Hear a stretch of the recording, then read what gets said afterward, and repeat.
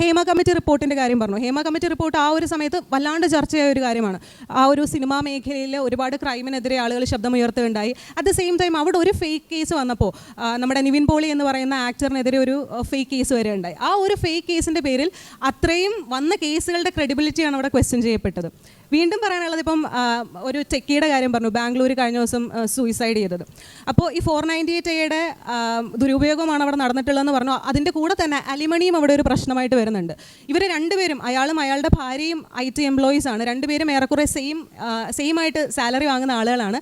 പക്ഷേ അയാൾക്ക് അലിമണിയായിട്ട് ജീവനാംശമായിട്ട് ഭാര്യയ്ക്ക് കൊടുക്കേണ്ടി വരുന്ന ഏതാണ്ട് 40,000 രൂപയോളമാണ് ഒരു മാസം.